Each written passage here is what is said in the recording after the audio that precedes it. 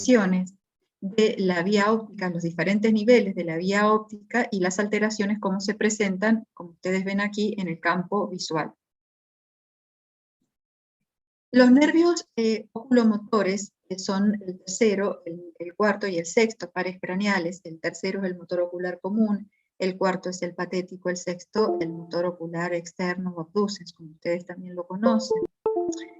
Lógicamente, si pasamos revista al motor ocular común, que es un nervio motor con fibras, pero con fibras parasimpáticas y simpáticas, cuyo origen está a nivel de la calota del pedúnculo cerebral y su origen aparente en la fosa interpeduncular, o sea, en el mesencéfalo, en el borde interno del pedúnculo cerebral. Fundamentalmente es un músculo que inerva los músculos extrínsecos del ojo, excepto el recto lateral o recto externo y el oblicuo superior. Inerva el elevador del párpado superior y por sus fibras simpáticas y parasimpáticas, el músculo tarsal, el músculo ciliar y el músculo pupilar. El núcleo del motor ocular común, lo estamos viendo, aquí está ubicado en el mesencéfalo, y tiene adyacente a él un núcleo muy importante, que es el núcleo de Edinger-Westphal, que es parte del tercer núcleo, ¿cierto? Del núcleo del tercer par, perdón, pero que le aporta las fibras parasimpáticas. Que decíamos que este nervio, además de las fibras motoras y simpáticas, lleva. Aquí vemos entonces, para no olvidar, algo fundamental, que es que las funciones del motor ocular común, ¿no es cierto?, elevan el párpado superior, giran el globo ocular hacia arriba, abajo y adentro, contraen la pupila y acomodan el ojo. Esas son las funciones del motor ocular común. Cuando está alterado el motor ocular común, lógicamente el paciente presenta una ptosis palpebral, porque el elevador del párpado superior no funciona, obviamente. Presenta un estrabismo divergente por acción no contrarrestada del músculo recto lateral homolateral, porque no lo inerva, ¿no es cierto? Si está indemne el motor ocular externo. Presenta una midriasis, es decir, una pupila dilatada, y un síndrome de Horner. Y la evaluación consiste en la realización de los músculos, en el examen, mejor dicho, vamos a ver, de la motricidad ocular extrínseca, el músculo, los reflejos oculomotor y consensual y de convergencia, que nos permiten evaluar este par.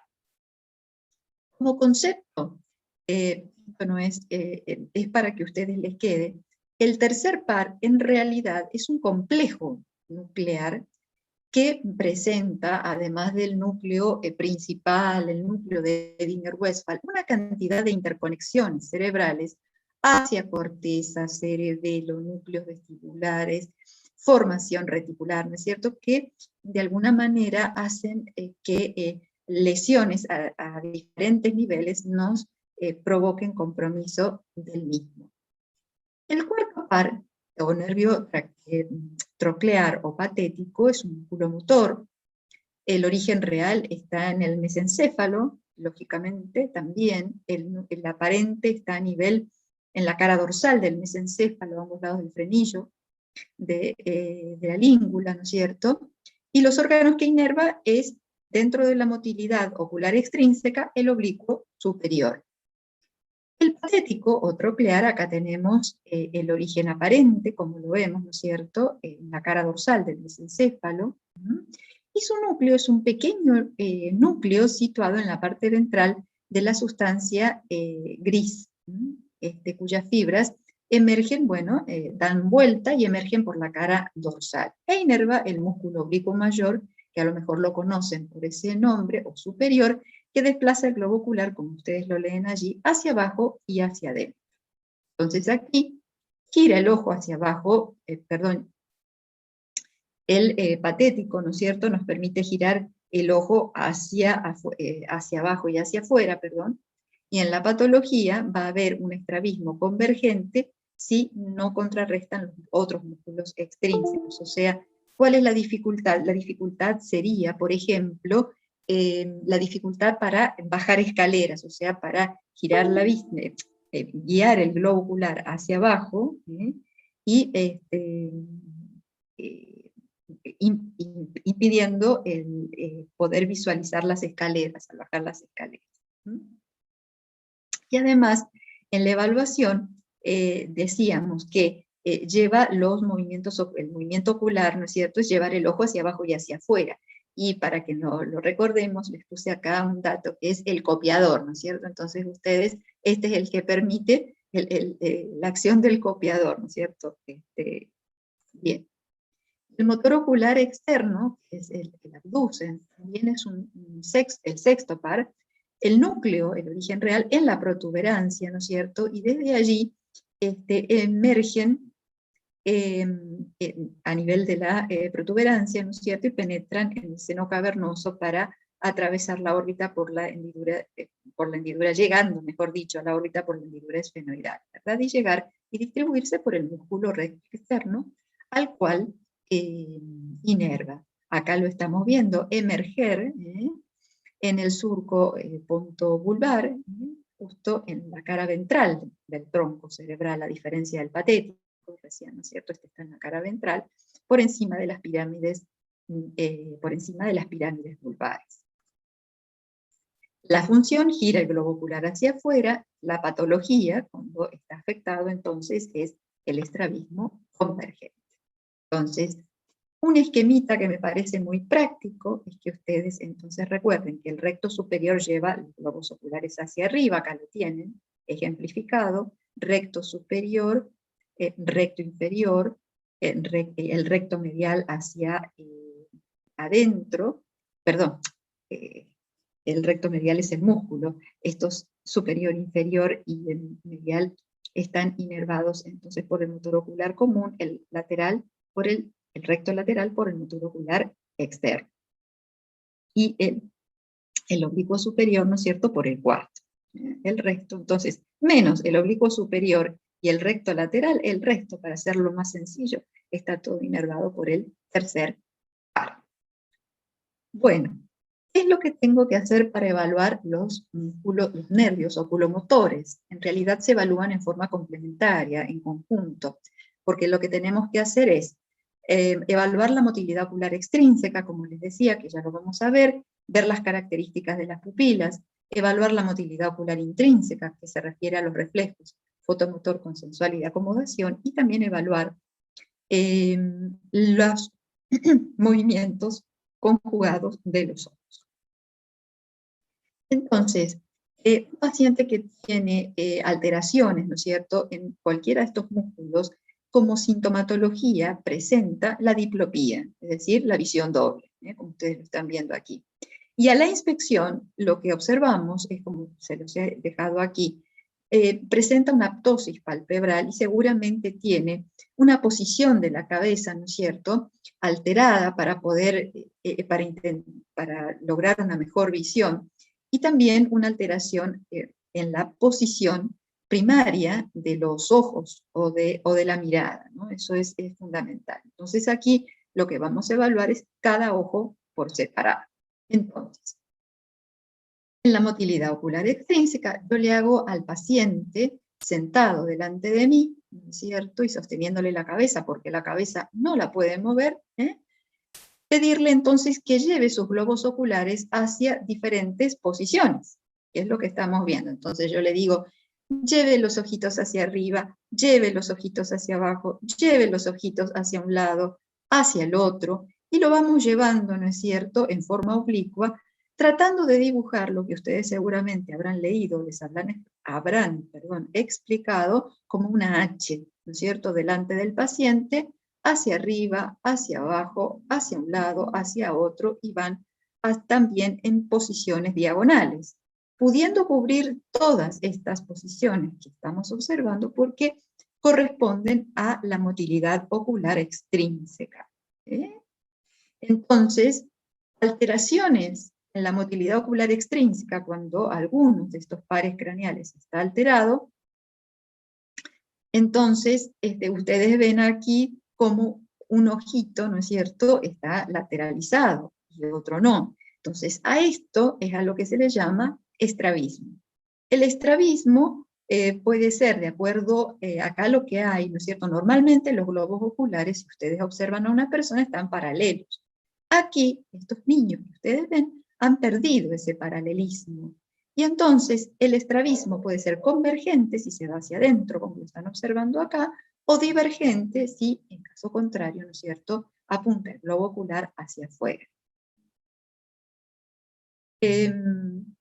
Otra particularidad que uno observa en estos pacientes, y lo vamos a ver con mayor detenimiento en el octavo par, yo lo quería realmente ver con los videos porque realmente están explicados y vemos las maniobras realmente muy bonitas, es observar un movimiento oscilatorio, como ustedes ven aquí, ¿no es cierto? El globo ocular no está quieto, sino que por el contrario, cuando el paciente los mira de frente, hay un movimiento oscilatorio, ¿no es cierto?, que va y viene, repetitivo. Este sería el movimiento que ustedes observan en la flechita, en forma horizontal, o si es vertical, o puede ser rotatorio. Lógicamente, hay un nistagmo horizontal que es fisiológico, en extrema mirada, por ejemplo, y el resto, los verticales y rotatorios, son siempre patológicos y siempre se deben a alteraciones neurológicas, ya sea por alteraciones a nivel del vestíbulo o ya sea por alteraciones en la motilidad ocular. Cuando nosotros analizamos el nistagmo, nosotros debemos explorar al paciente y entonces existe lo que se llama un nistagmus espontáneo. A ver si puede que me ande este videito que tengo incorporado. Un nistagmo espontáneo, que es pedirle al paciente que fije su mirada de frente o en máximo, con los ojos en extrema posición hacia un costado, y entonces puede ser espontáneo, o bien provocado, ¿no es cierto?, por posiciones o movimientos de la cabeza, etcétera, etcétera. Esos son un nistagmo espontáneo o provocado, y en otros, otra clasificación es el nistagmo fisiológico, que existe un fisiológico y el resto son patológicos, y luego uno los describe en relación a la fase, la dirección, la amplitud, la frecuencia y la intensidad. Acá tengo un video incorporado, yo espero que me funcione, tenga un poquito mejor suerte, y así lo podemos ver juntos porque les va a ser muy aclaratorio. A ver.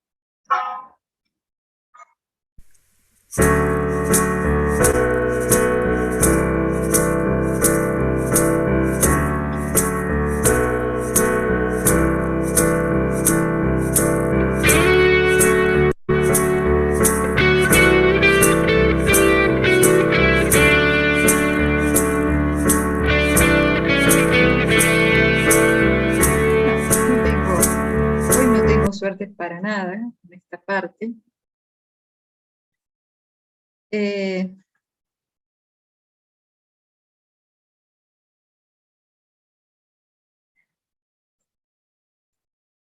A ver, vamos a lo más grosero para que ustedes se puedan empezar a guiar un poco mejor. Repasando entonces, de los pares craneales, yo tengo que evaluar la motilidad ocular extrínseca, que es el movimiento del globo ocular en diferentes posiciones, es el reflejo fotomotor con sensualidad y acomodación, es el examen de la pupila, que ahora vamos a ver, sus características normales y patológicas, ¿no es cierto? Y, ¿por qué no?, la presencia asociada de nistagmo en algunos de estos casos. Cuando hay una lesión del tercer par, hay ptosis palpebral, o sea que el ojo, el párpado está caído, hay desviación del ojo hacia afuera y hacia abajo porque predomina el tono del patético y por el nervio patético y por el motor ocular externo que predomina sobre el nervio que está paralizado. Hay midriasis y hay pérdida del reflejo fotomotor y de la acomodación. En la lesión del cuarto par, si está lesionado el cuarto par, la desviación del ojo es hacia arriba, como ustedes la están viendo en esta imagen. ¿Por qué? Porque aquí está lesionado. Y cuando hay lesión del sexto par, el ojo está desviado hacia adentro. ¿Por qué? porque está lesionado el abducens o el motor ocular externo de ese lado. Entonces, esto es una gráfica y una síntesis importante que a ustedes les permite identificar cuáles son las alteraciones cuando están afectados estos pares craneales. Aquí entonces podemos observar cómo un paciente tiene una ptosis, tiene una ptosis palpebral, hay desviación del globo ocular hacia abajo y hacia afuera.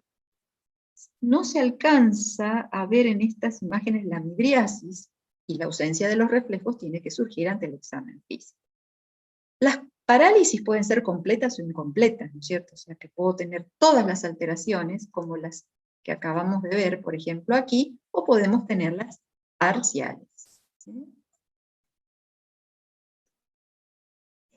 Como ustedes habrán leído, la parálisis del tercer par puede deberse a lesiones en el núcleo o por debajo del núcleo, o bien por encima del núcleo, o bien puede ser una oftalmoplegia internuclear cuando están afectadas las conexiones de un núcleo tan complejo como es el del tercer par. Ejemplos: aneurismas de la comunicante posterior, meningitis basal, carcinomatosis meningia, tumores y traumatismos que pueden producir parálisis del tercer par con compromiso del pupilar, ¿no es cierto? Ustedes están viendo, por ejemplo, acá un aneurisma en la arteria comunicante posterior, y fíjense el trayecto del tercer par, está muy cerquita y por lo tanto, bueno, puede afectarlo, como ustedes ven aquí. Fíjense, y a propósito de esto les digo, algo que comenté en nuestra clase anterior, la extrema necesidad que tienen de poder de estudiar la semiología neurológica, teniendo en cuenta en primer lugar, dentro de los tips que hablábamos en nuestra última clase, ¿no es cierto?, el conocimiento de la anatomía, somera anatomía, pero anatomía al fin, de los pares craneales como el resto del sistema nervioso, porque de esa manera es como yo les decía, neurológicamente cuando evaluamos un paciente buscamos altura o nivel de lesión. ¿De qué? De las vías neurológicas. Entonces, si no conocemos las vías neurológicas, mal vamos a interpretar las patologías que lo pueden afectar, y por supuesto ni que hablar en un paciente. En la parálisis del cuarto par, entonces yo les decía que es de difícil reconocimiento porque es poco frecuente que esté solito el cuarto par afectado. Y entonces yo les decía, para recordar, la función es la del copiador. Por lo tanto, si está afectado, ¿no es cierto?, el paciente, ustedes van a ver que le condiciona al paciente una inclinación de la cabeza hacia el lado opuesto del músculo paralizado, porque pretende de alguna manera cubrir la afectación que tiene. Entonces, generalmente cuando mira hacia abajo, no puede bajar las escaleras, aparece una diplopía vertical. Y en la parálisis del sexto par, obviamente, al estar afectado, por ejemplo, este abducens, este globo ocular directamente se va hacia adentro, ¿sí? Bien. Los hallazgos al examen físico, bueno, ya los hemos repasado. Además, entonces, del examen de la motilidad ocular extrínseca, que es el movimiento del globo ocular en distintas direcciones, uno tiene que realizar, como les explicaba, la exploración de la motilidad ocular intrínseca. Y la motilidad ocular intrínseca implica la pupila y sus movimientos. Entonces, esto es importante que lo tengamos en cuenta porque depende de fibras simpáticas y parasimpáticas que contienen los oculomotores. Entonces, es la vía parasimpática pupilar la que se encarga de la contracción o miosis, y es la vía simpática pupilar la que se encarga de la dilatación o midriasis. Cuando yo evalúo las pupilas, en las pupilas evalúo la forma, la simetría, o sea, si son las dos pupilas de los dos globos oculares iguales, y el tamaño, y por supuesto, las respuestas reflejas. Cuando hablamos del tamaño de las pupilas, lo normal es de 4 milímetros aproximadamente, de 4 a 6, de 4 milímetros aproximadamente, 3 a 4. De ahí en más está dilatada en diferentes niveles, ¿no es cierto? Y eso se llama midriasis, como lo están viendo aquí y aquí. Y si es menor, entonces de 1 o 2 milímetros, esta es una pupila puntiforme, la pupila está contraída o miótica. Entonces, más de 4, midriasis, simpático, menos de 2, miosis, parasimpático. Además del tamaño, vemos la simetría. Cuando las dos pupilas son iguales, que es lo normal, se llama isocoria. Y cuando hay diferencia en el tamaño de una pupila con respecto a la otra, se llama anisocoria. Por supuesto, las pupilas pueden ser isocóricas normales, pueden ser isocóricas midriáticas, pueden ser isocóricas mióticas, y pueden ser anisocóricas con una midriasis unilateral.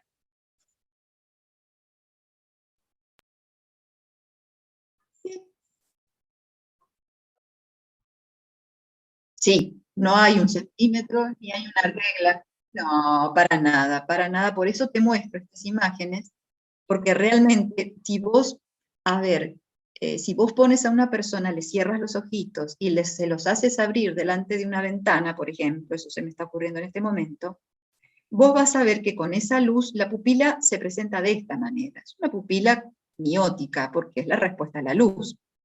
A ver, es una respuesta, es una disminución del tamaño, no es que sea una pupila miótica. Y es a ojo, sí, es a ojo porque uno termina grabando el tamaño normal, digamos, de una pupila. No hay nada que lo mida, por lo menos clínicamente no. Clínicamente no. Bien. A ver.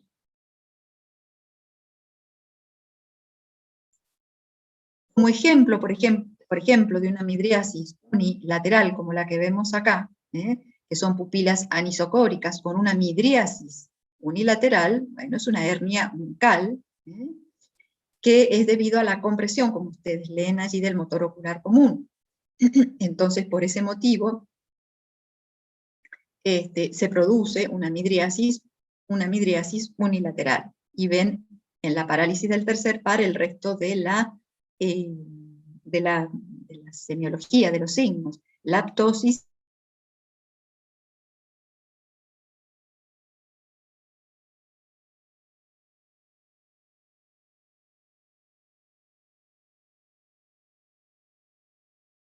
Bueno, entonces.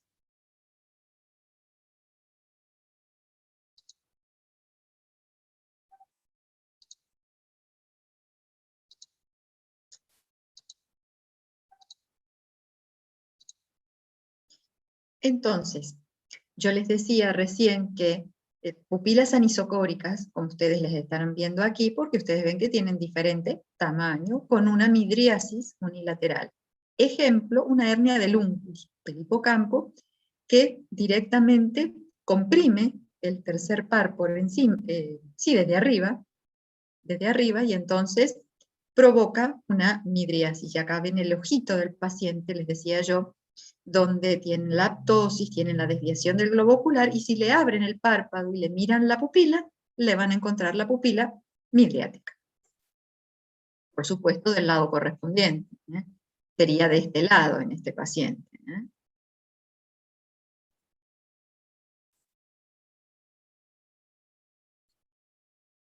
La miosis. Entonces, la miosis, ¿no es cierto? Esta es una situación normal. Bueno, de la situación normal acá vemos una miosis unilateral, una miosis bilateral. Causas de miosis unilateral: la compresión del simpático cervical por tumores, adenomegalias, por lesiones del centro hipotalámico, por lesiones de la médula, traumas, hemorragias, tumores, siringomielia. Y cuando es bilateral y paralítica, son los cuadros vasculares agudos protuberanciales. Estamos hablando de procesos isquémicos, trombóticos, embólicos, ¿no es cierto?, o hemorrágicos a nivel de protuberancia. De eso estamos hablando, los procesos vasculares agudos, ¿sí? Aquí hay dos síndromes importantes que comprometen la inervación de la pupila y que son el síndrome de Claude-Bernard-Horner, que se caracteriza por una miosis, una disminución de la hendidura palpebral y alteración unilateral en la sudoración de frente, cara y cuello del mismo lado, pero sobre todo una enoftalmía. Entonces acá veo miosis, veo disminución de la hendidura palpebral y veo una enoftalmía junto a la anhidrosis. Bueno, eso es un síndrome de Horner, de Claude-Bernard-Horner. A veces son por compresión del simpático cervical por tumores cercanos al vértice pulmonar. Y el síndrome de Purfudo-Petit, que puede ser también por tumores del vértice pulmonar, pero que en lugar de provocar una parálisis, provoca una irritación del simpático y entonces produce exactamente lo contrario. O sea, una midriasis unilateral, una exoftalmía y un aumento de la hendidura palpebral, como ustedes ven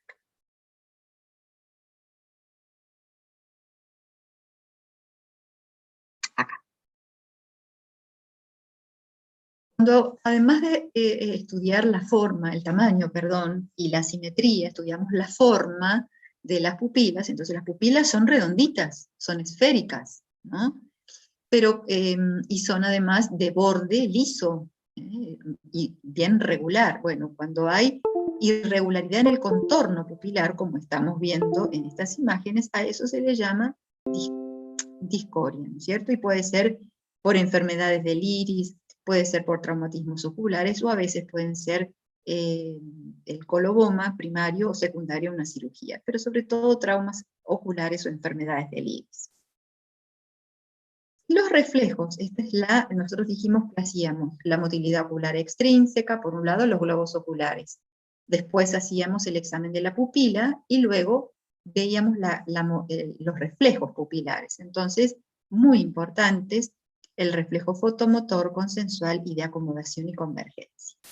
El fotomotor, que se evalúa cada pupila por separado mediante una linterna que ilumina directamente cada globo ocular, y entonces evaluamos la respuesta de esa pupila al estímulo lumínico.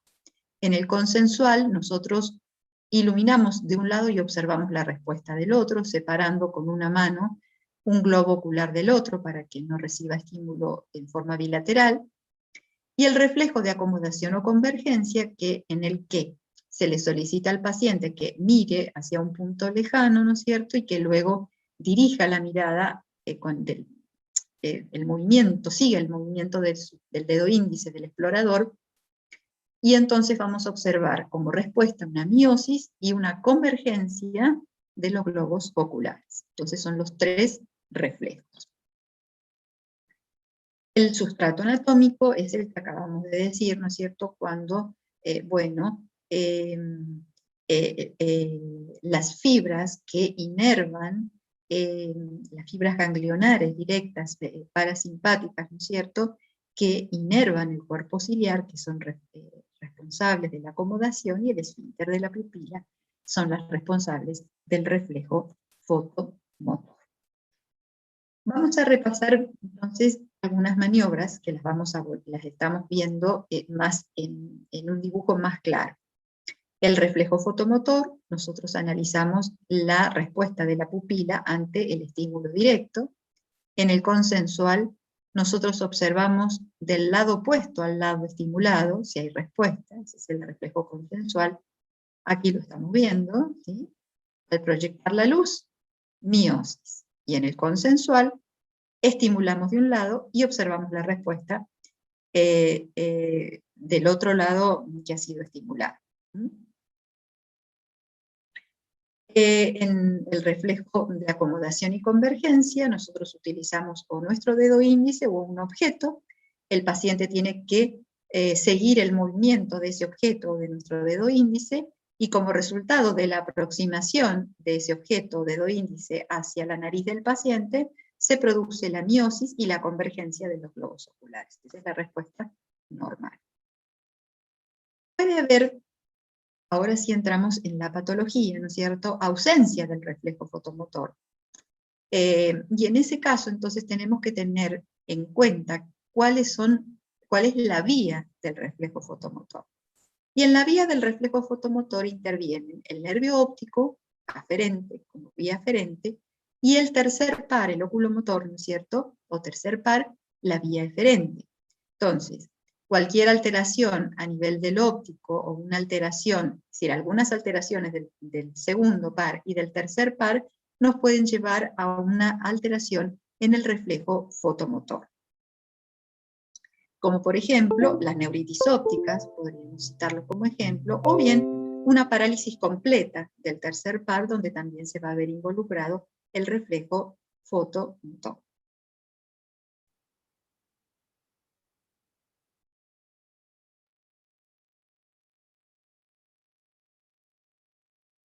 Acá vemos pupilas patológicas, entonces ustedes están viendo algo que les va a llamar la atención. Fíjense, esto es lo que me preguntaba, creo que Samantha recién, esta foto te puede resultar de lo más gráfica, ¿no? Al poder observar, fíjate, Samantha y chicas, ¿no es cierto? Fíjense el tamaño de esa pupila, por ejemplo. Vos ya la estás comparando con la del lado opuesto, y mira, esta es puntiforme directamente, ¿no? La pupila, ¿te das cuenta? Es una anisocoria directamente. Y vos te vas acostumbrando, fíjate que acá también hay diferencias, ¿ves? No son iguales, ¿eh? E incluso los globos oculares no son iguales, ¿eh? Acá también. Entonces, ¿qué es lo importante como concepto? Vuelvo a repetir. Entonces, en el examen de los oculomotores, la motilidad ocular extrínseca, que es el movimiento del globo ocular en las diferentes posiciones, seguido del examen de la pupila, su tamaño, forma, simetría, ¿no es cierto?, borde y localización, si es céntrica o excéntrica la pupila también, y luego entonces vemos los reflejos que acabamos de referir. Entonces, con todas esas maniobras, ustedes tienen evaluados los oculomotores. A ver, vamos a seguir mirando imágenes para no llenarlos de nombres, para que ustedes vean. Yo creo que acá hay que ver, ¿no es cierto? Fíjate, por ejemplo, esta pupila con esta pupila, ¿eh? Entonces, claramente hay una midriasis en relación a la otra pupila, ¿sí? Acá también se ve, acá también se ve. Acá se ve muy bien también. He buscado fotos que realmente sean muy, o sea, para ver fotos, ¿no es cierto? Y que identifiquen acá. Fíjense que acá hay una diferencia mayor, como yo les escribí acá, de 2 milímetros entre una pupila de un lado y la del otro, ¿no es cierto? Entonces vos decís, claramente esta pupila, por ejemplo, 2 milímetros mide, 2 a 3 milímetros mide, pero esta no. A ver, acá tenemos la pupila derecha dilatada, acá la pupila derecha no responde a la luz, acá las pupilas reaccionan bien a la convergencia, fíjense que los dos globos oculares se van hacia adentro y además se produce la miosis, claramente, ¿sí?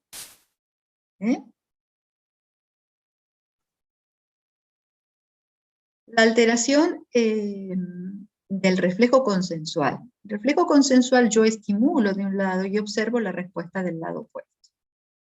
Cuando hay arreflexia del fotomotor en forma bilateral ocurre lo mismo con el consensual, lo mismo puede alterarse. Entonces hay ausencia de contracción pupilar en el ojo sano al estimular un ojo con atrofia pupilar o una embolia central de la arteria central de la retina. Entonces esa sería una causa. Cuando está afectado el fotomotor de ambos lados, bueno, el consensual obviamente también va a estar afectado por las vías en las cuales participa. Y otro aspecto, el último aspecto a analizar en la semiología de los oculomotores, repito, para que se vaya grabando, motilidad ocular extrínseca, características de la pupila, motilidad ocular intrínseca, ¿no es cierto?, es el análisis del movimiento conjugado de los ojos, cuya no los quiero cansar con la vía, ¿no es cierto?, que este es el movimiento conjugado de los ojos, es la que nos permite llevar ambos ojos hacia un lado y ambos ojos hacia el otro. A ver si me funciona, aunque sea algo esta tarde, por Dios.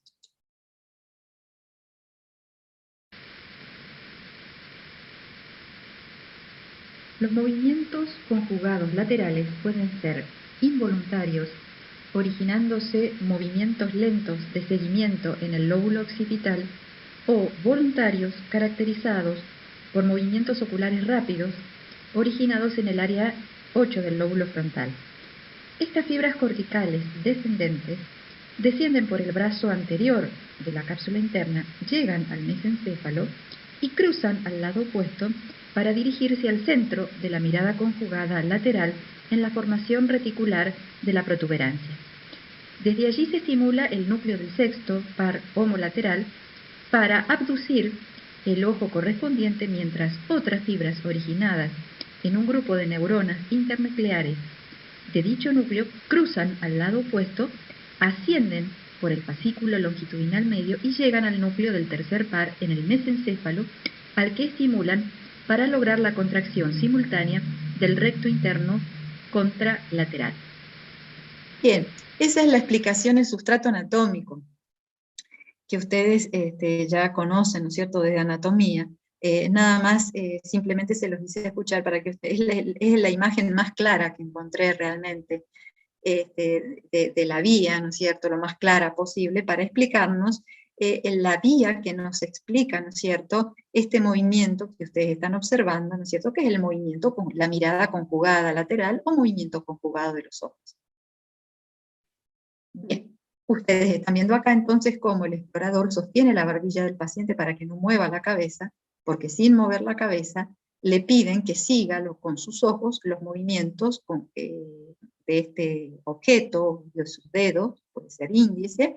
El hecho es que lo que está haciendo este paciente es moviendo hacia un lado y hacia el otro, realizando lo que se llama movimientos conjugados de los ojos, cuya indemnidad nos está hablando de este sector, ¿no es cierto?, anatómico indemne. Bueno, hasta acá entonces hemos visto la semiología, ¿no es cierto? Habíamos analizado algunas alteraciones de los oculomotores, que incluyen el tercero, el cuarto y el sexto par. Preguntas.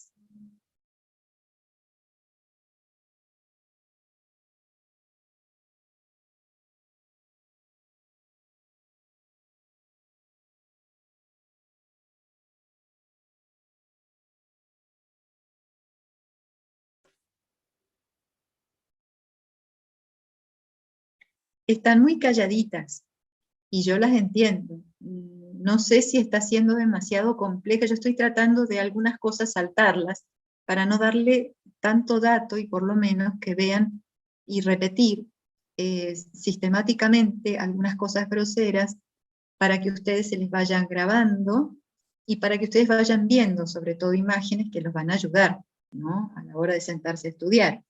No sé si les está ayudando así. Me gustaría escucharles. Se entiende perfecto, profe, lo que está explicando.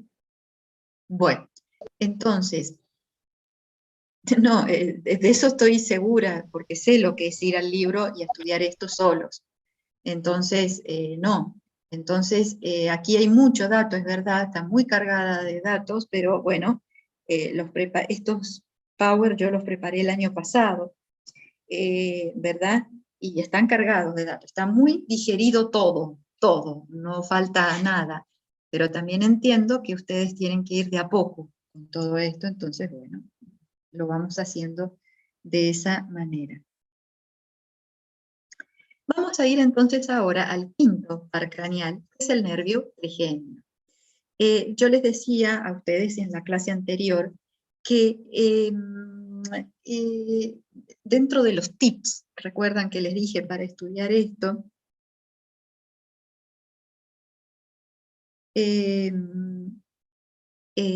tenían que conocer el origen de cada par craneal, el origen real, el origen aparente, por donde emerge el tronco, ¿verdad?, encefálico, y bueno, tener una noción brevísima del recorrido y sobre todo su distribución. Entonces eso es lo que ustedes van a ver par craneal tras par craneal en este párrafo. Bueno, a ver, no se asusten. Tipo de nervio, el trigémino es un nervio mixto porque está constituido por fibras sensitivas, motoras, y por fibras vegetativas o neurovegetativas. Tiene como origen real, la rama sensitiva se origina en el ganglio de Gasser, en peñasco, y la rama motora en los núcleos motores, que son dos, uno principal y otro accesorio, que están en la protuberancia. O sea que el trigémino, a ver si lo ubico bien, bueno, acá está. Acá. Esta es la porción trigémino espinal, tiene una porción vulvar, etcétera, etcétera. Pero lo importante que es, concepto. Este es el núcleo principal del trigémino. Miren el pedazo, permítanme la expresión, de núcleo que tiene, y encima, es lo único que me faltaba, discúlpenme.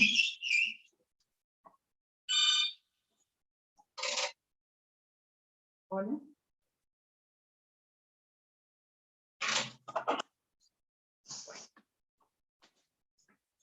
Que a uno lo molesten para hacer encuestas realmente.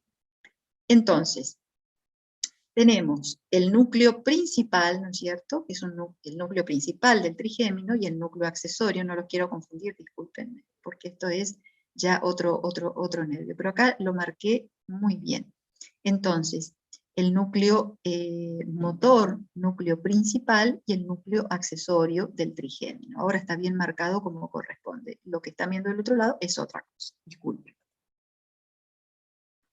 Entonces, en la protuberancia está, en la rama sensitiva, en el ganglio de Gasser, en el peñasco, como ya conocemos. Entonces, ¿qué es lo importante de esto? Porque ustedes van a ver la distribución que tiene.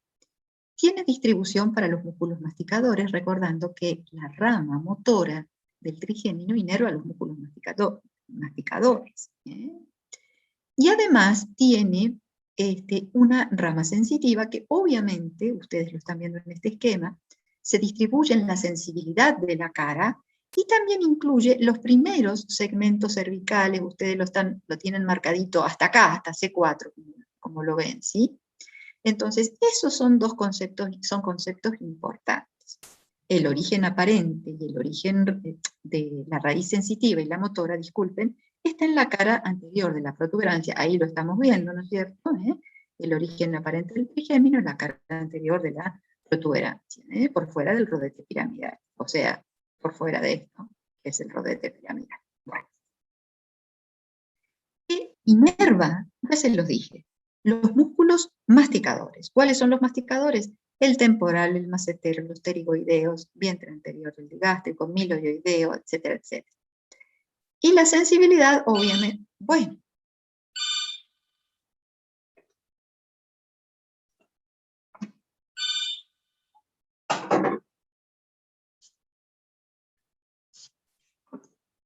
Y la sensibilidad, fundamentalmente, la sensibilidad de la cara, que es lo que ustedes van a observar que vamos a ir analizando, pero fíjense que evitamos al evaluar el ángulo de la mandíbula porque ya corresponde a otro par, o a otro incluso segmento, a otro par o a otro segmento cervical. Bueno, entonces, ¿cómo se explora? Se hace el examen de sensibilidad de la cara, el examen de la motilidad masticatoria, y en la exploración del trigémino incluye otros reflejos de los que hemos visto. El corneano, maceterino y nasal.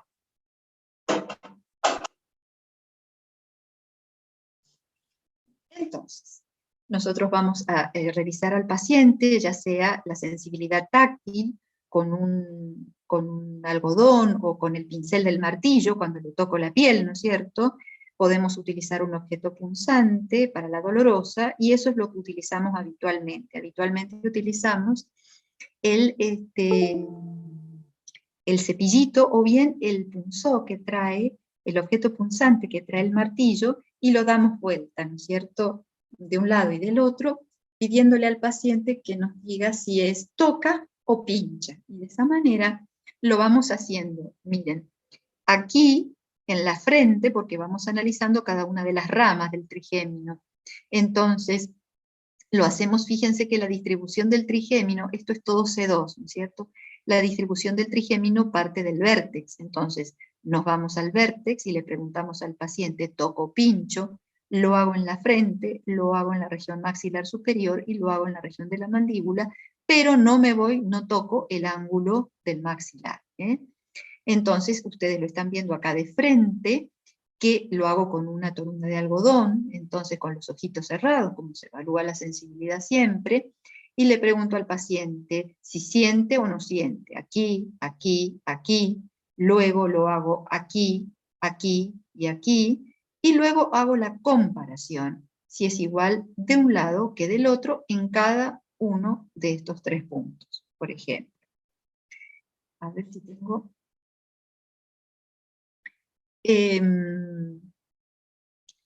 Siempre se hace, obviamente, como todo examen de sensibilidad, con los ojos cerrados, se hace en orden descendente, desde el vértex hasta el mentón, y en forma, primero de un lado de la cara, luego del otro lado de la cara, y luego en forma comparativa. Y entonces,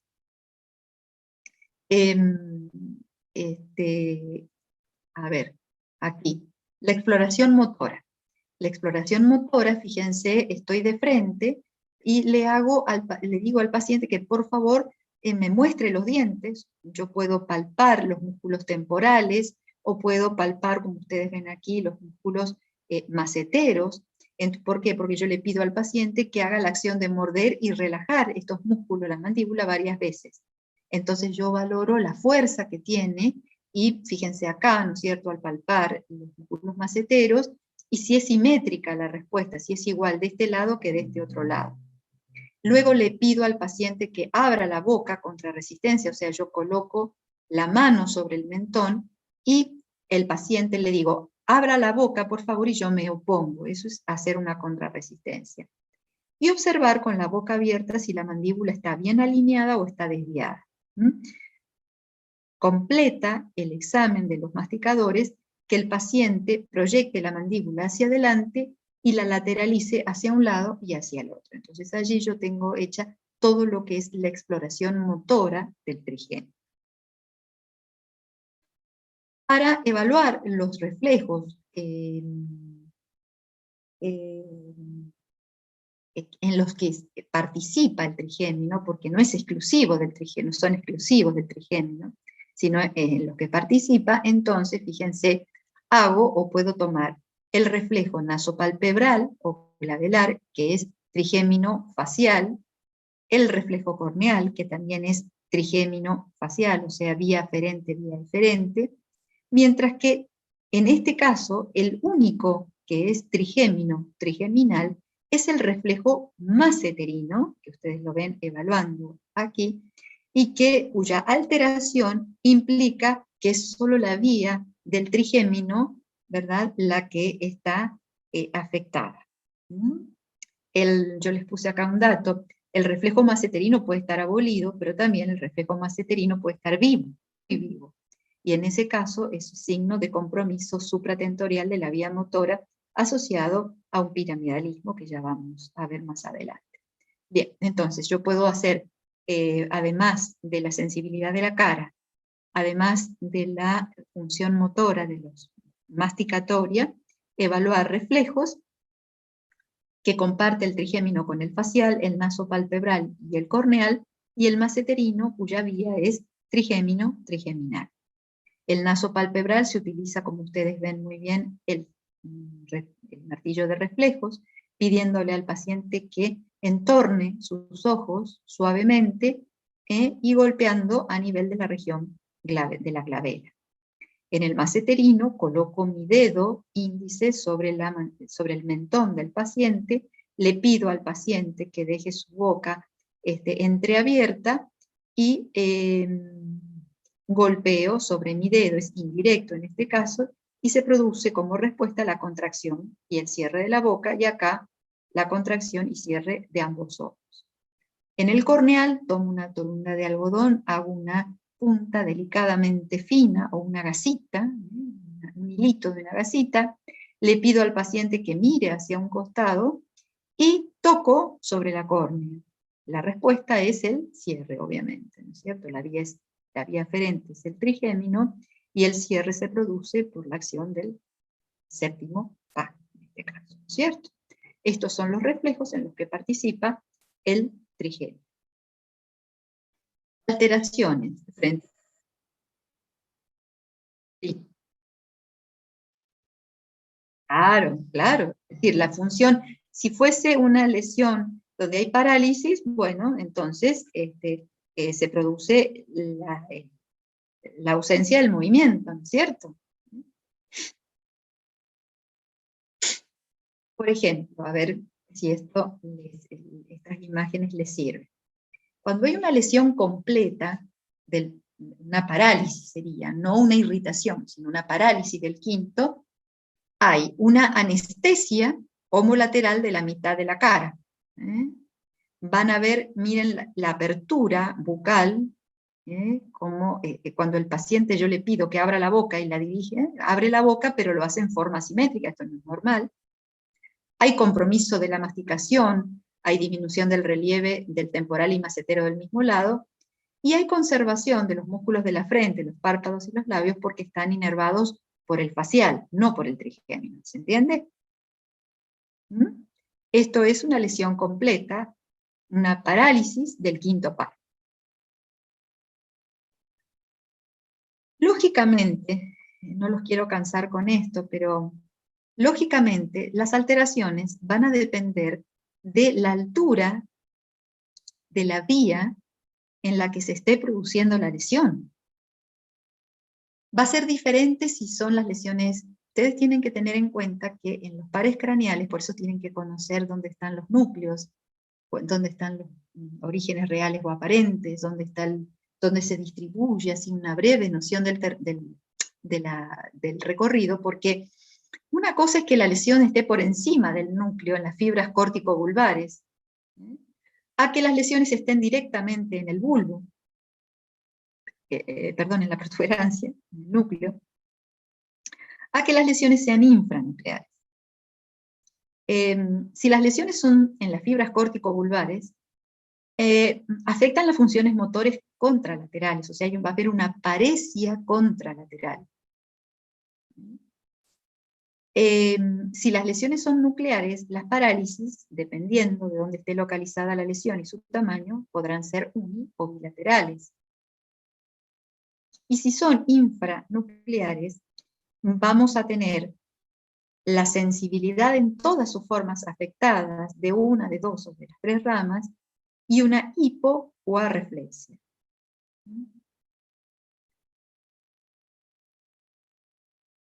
Hay una afectación particular del trigémino, que se llama neuralgia del trigémino, que también se llama tic doloroso, y es uno de los dolores más importantes que se pueden conocer. ¿Por qué? Porque afecta la distribución del quinto par, obviamente, en la cara, o sea, siguiendo su distribución. Puede ser, en la mayoría de los casos, es esencial, es primaria, aunque a veces puede ser secundaria. Entonces, el cuadro clínico es el dolor intenso de tipo eléctrico, lancinante, paroxístico, está desencadenado en forma espontánea con movimientos en la zona afectada, ¿no es cierto? Puede estar localizado en una o varias ramas del quinto par, es unilateral, suele reaparecer de noche y de día varias veces a la semana, y lo que lo caracteriza es el dolor, pero no hay pérdida de la sensibilidad. La neuralgia del trigémino, yo les decía que puede ser secundaria. ¿A qué? A lesiones que comprometan el nervio, por ejemplo, tumores, malformaciones vasculares, inflamaciones, traumatismos. Son todas causas que pueden llegar a provocarles una neuralgia, con el cuadro que hemos descrito, secundaria del quinto par.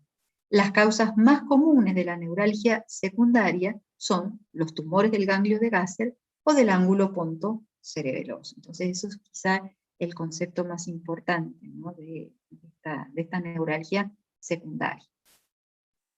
Bueno,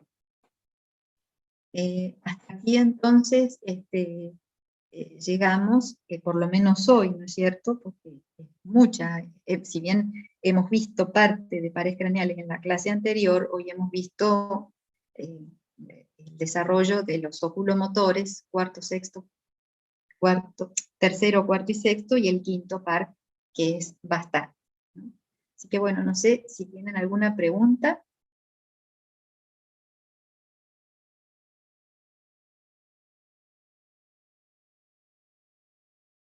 Bueno, entonces, en la próxima clase, porque ya quedan poquitos minutos, no tiene sentido ya, nos queda muy poco de la reunión, y en la próxima clase nos vamos a dedicar al séptimo par, al 7, al 8, que esos son los dos de la segunda parte.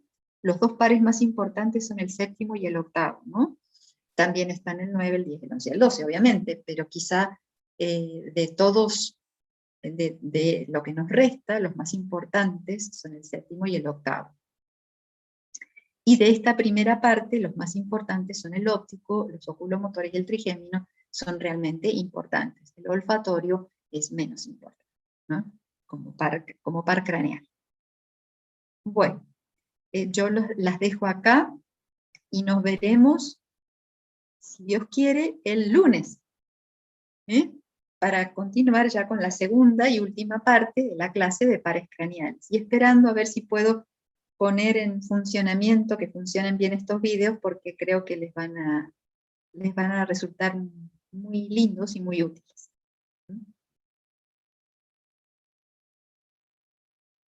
No, por nada.